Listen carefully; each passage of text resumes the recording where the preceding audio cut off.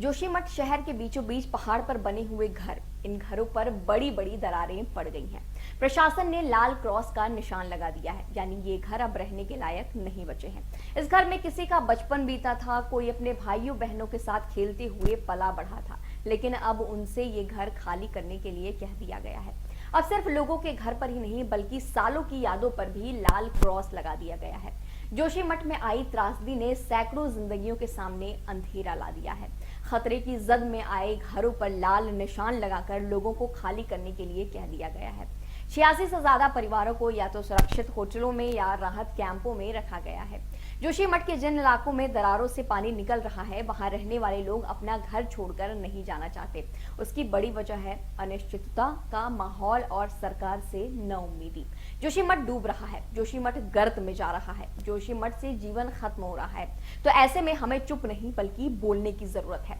नमस्कार, India news देख रहे हैं आप, मैं गरिमा श्रीवास्तव आपके साथ। जोशीमठ की हालत पर पूरा हिमालय रो रहा है। लोगों की आंखों में आंसू और जहन में भविष्य की चिंता है।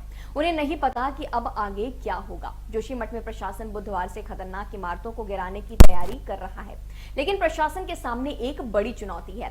दरअसल आज से अगले 3 दिनों तक बारिश का साया है। अगर जोशीमठ में बारिश होती है तो मुसीबत और भी ज्यादा बढ़ सकती है। इससे स्थानीय लोगों को और मुश्किल हो सकती है। ऐसे में देखने वाली बात यह होगी कि प्रशासन बारिश से निपटने के लिए क्या रणनीति बनाता है। उत्तराखंड के जोशीमठ शहर में जमीन धंसने की वजह से क्षतिग्रस्त घरों की संख्या 723 हो गई है। केंद्र से लेकर राज्य सरकार की संस्थाएं जोशीमठ शहर संकट से उबरने की कोशिशों में लगी हुई है, लेकिन इसी बीच उत्तराखंड के दूसरे इलाकों में जमीन धंसने की खबरें आना शुरू हो चुकी हैं।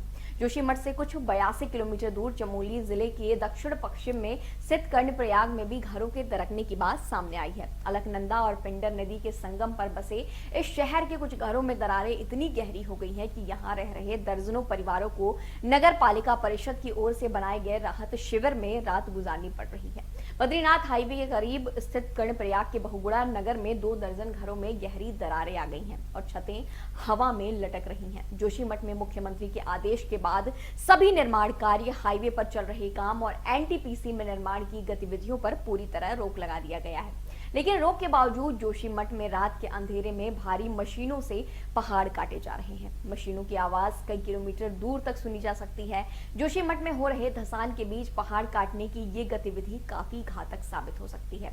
भारी मशीनों से पहाड़ों को काटने का काम लगातार जारी है, जबकि जोशीमठ हर रोज धंस रहा है। किसी भी तरह के निर्माण कार्यों पर रोक है, लेकिन पुलिस प्रशासन के नाक के नीचे ये काम हो रहा है। जोशीमठ को एक तरफ बचाने की बड़ी बड़ी बातें की जा रही हैं और वहीं दूसरी तरफ निर्माण कार्य रुके नहीं है। लोगों का क्या होगा, फिलहाल कुछ नहीं कह सकते। फिलहाल सभी की आंखें आंसू लिए सवाल कर रही हैं, जवाब नहीं है। बस उम्मीद थोड़ी सी कहीं पर है कि शायद जोशीमठ को बचा लिया जाए, हालात और न बिगड़ने दिया जाए।